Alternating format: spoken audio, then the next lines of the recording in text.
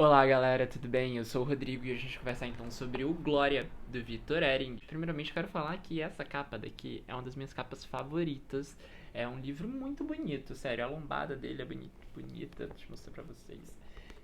A cor da capa, toda a estética da capa eu acho muito bonita. E esse foi um dos motivos que me fizeram comprar e ler este livro. Eu tinha visto já tinha passado o olho pelo Glória quando o Victor Ehring então faleceu ali, mas não tinha me chamado a atenção, confesso. Até o momento em que eu estava organizando a sessão de literatura brasileira e acabei falando assim, vou dar uma folheadinha aqui, ler o primeiro capítulo, na verdade o prólogo, e ver sobre o que se trata. E esse livro no prólogo me conquistou, porque esse prólogo é muito interessante, gente. Aquele tipo de prólogo que te deixa curioso pra saber o que vai ser desse livro e dessa história, sabe? Ele é um prólogo que te instiga, porque é o seguinte, nesse prólogo aqui a gente vai ter então o Victor Ehringer como um personagem, digamos assim, como um narrador dessa história, falando que esse livro aqui foi encomendado por um autor muito doido, que faz uns trabalhos muito doidos, tipo, o primeiro livro dele, eu acho, se não me engano, foi feito só com citações de outros livros. O livro todo era só citações de outros livros. Ele montou uma história de um romance só com citações de outros livros. E aqui nesse livro ele meio que, tipo assim, ele contrata o Victor Ehring, tá? O Victor Ehring personagem, fiquem ligados nisso, pra, pra escrever a história de uma família ali, uma família carioca. Sendo que esse é um projeto artístico desse autor. É como se ele escrevesse esse livro, mas na verdade outra pessoa estaria escrevendo abertamente esse livro. É como se fosse um ghostwriter às avessas, sabe? É bem curioso. E isso me chamou muita atenção. Sendo que aqui no Glória a gente vai acompanhar então a família dos Alencar Costa Oliveira, com a família ali de classe média do Rio de Janeiro. Eles moram em Copacabana ali, e a história começa na década de 80. E tem o seguinte, todo mundo dessa família, Alencar Costa e Oliveira, acaba morrendo de desgosto. A pessoa pode ter uma morte ali de doença, mas no fundo, é desgosto. Que é uma tradição, digamos assim, naquela família. E aí a gente vai acompanhar a história então do Daniel, do Abel e do Benjamin, que são os três filhos de um casal, Alencar Costa Oliveira. O pai desses meninos acaba morrendo ali numa terça-feira de carnaval em 92, se eu não me engano. E esse pai então morre de desgosto, e isso vai acompanhar, essa questão do desgosto vai acompanhar os filhos ali no decorrer da vida. E a gente vai ter aqui, apesar de a gente acompanhar os três irmãos e a mãe também ali daquela família, a gente vai ter aqui um foco maior no Benjamin, que é o filho mais velho ali, que é um cara que vive ali meio que, digamos assim, uma vida medíocre.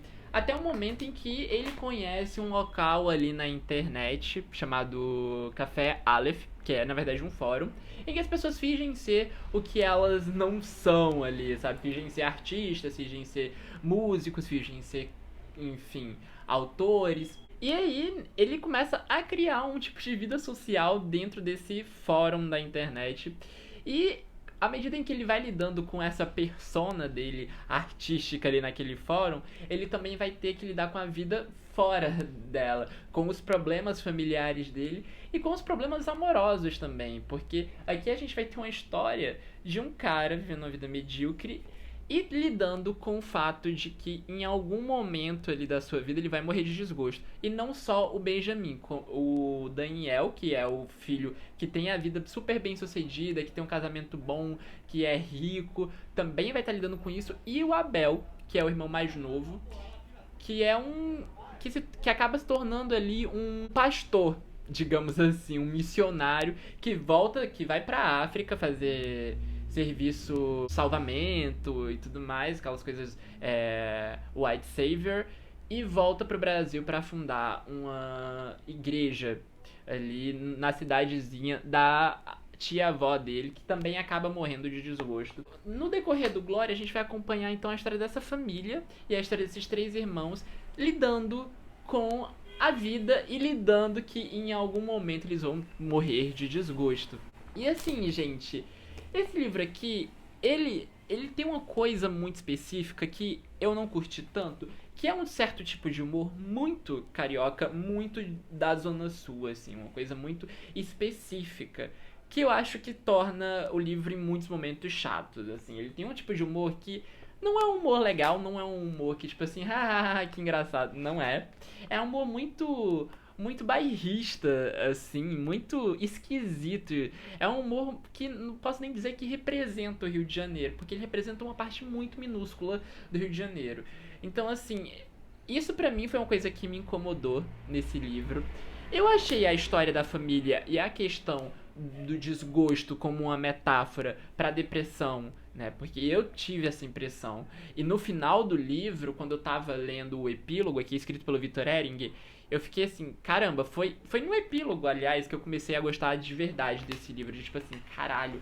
Porque se a gente souber o que acontece depois com o Victor Ehring pessoa, a gente fica um pouco assustado. Porque, não sei se vocês sabem, o Victor Ehring se suicidou em 2018, né? E, enfim, querendo ou não, esse livro aqui fala sobre um tema, digamos assim, tenta ser engraçado sobre um tema delicado, mas acaba se tornando meio piegas, assim, sabe? Tipo, é um tipo de humor muito estranho, muito que não rola, sabe? Pra mim não rolou, confesso. Eu acho que pra quem não é dessa área específica do Rio, não vai se conectar tanto. De verdade, eu acho que ele é um livro muito bairrista, tá? É um livro muito voltado pra uma zona do Rio em que eu acho que nem, sei lá, não faço a mínima ideia, mas acho que nem 10% da população carioca mora nessa zona, pra vocês terem uma ideia. Então, assim, chato esse ponto desse humor ali, mas quando no total, quando você termina o livro, você fica pensando sobre essa questão do que é morrer de desgosto e do que é desgosto, você fica assim, pensando, você fica, caramba, faz sentido ali essa coisa de desgosto, morrer desgostoso e tudo mais.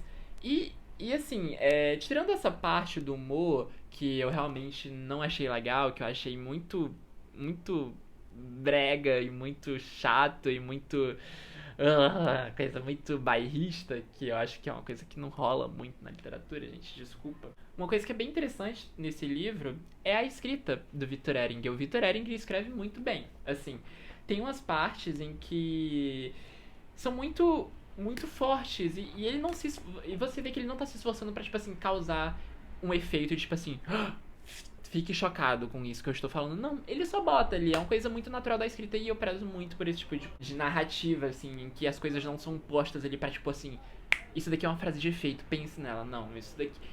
Você vê que é natural, você vê que não foi uma coisa tipo assim, ah meu Deus, estou pensando em colocar essa frase aqui pra causar isso no leitor. Não, é uma coisa natural da narrativa. E que eu acho isso o máximo. Eu gosto muito desse tipo de livro, em que as coisas não são minimamente pensadas pra, tipo assim, pense nisso, pense nisso. E você vê que isso é uma coisa natural de que a pessoa, quando tava escrevendo, só saiu. E eu achei isso bem legal aqui nesse livro. Eu gostei da construção dos personagens, apesar de eu achar os personagens meio pedantes, assim, meio, tipo, chatos, meio. Sabe, não me conectar muito com eles.